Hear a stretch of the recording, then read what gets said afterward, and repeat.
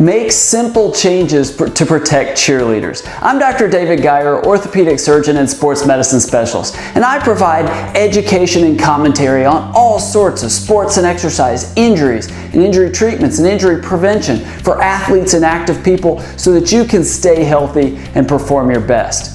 I don't know how it was when you were young and what the perception of cheerleaders was back then. I hear a lot of people think of cheerleaders as, these pretty faces that, basically just stand on the sidelines and do cheers, and that's really all their job is. Now, when I was in high school, I went to a high school that won the national championship for cheerleading 3 of the 5 years I lived in that town. Yeah, I was only in high school 4 years, don't worry. But when I was in 8th grade, 10th grade, and 12th grade, they won the national championships. And they were tremendously athletic. I mean, they were, it was just an all-girls cheerleading squad, but very, very talented. Their tumbling ability, everything they did was just so much power and speed and athleticism, all the agility. It was really, really tremendous, but they also had a lot of injuries. You'd constantly see them in knee braces or ankle braces. They definitely had their share of injuries. Now, to be fair, cheerleading received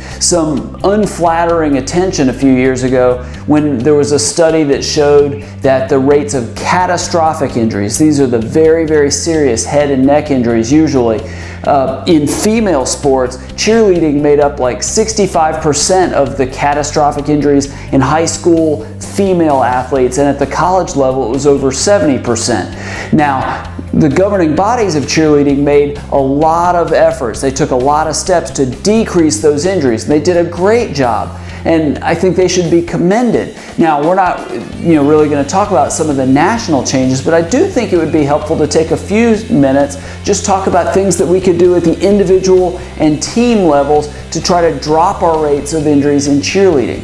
First and foremost, cheerleaders have to know the proper techniques for every stunt and every activity they do. I mean, if you do any of these slightly wrong, you could hurt yourself or hurt somebody else. You can't catch them from a pyramid or catch them from a jump or something like that. You have to know the proper techniques. Coaches have to teach the proper techniques.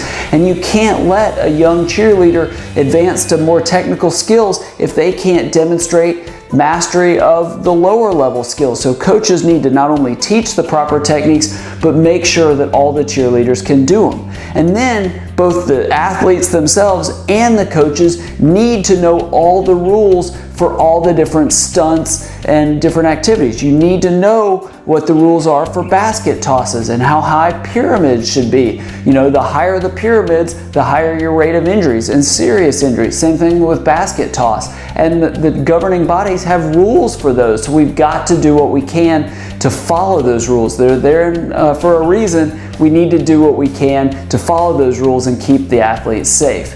Now, another important point for cheerleaders is they need basically safe places to train and compete. This isn't a matter of going out behind the gym or behind the athletic department and basically training on the pavement, where it's wet and there's loose objects and ways that they can get hurt.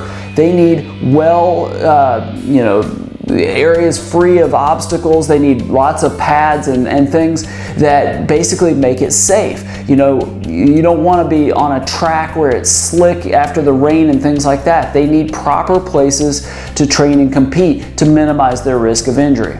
I think it's also important that because it's so physical, there's so much agility and power and strength involved, the men and women that do cheerleading need to train regularly. They need to build their strength. They need to build their core, all sorts of ways to stay in proper conditioning, to be able to do what they do in their cheerleading routines and also do it in a way that keeps them from getting hurt. And the last recommendation I'd share is they are really athletes. Whether or not you consider it a sport, they're just as much athletes as anybody else.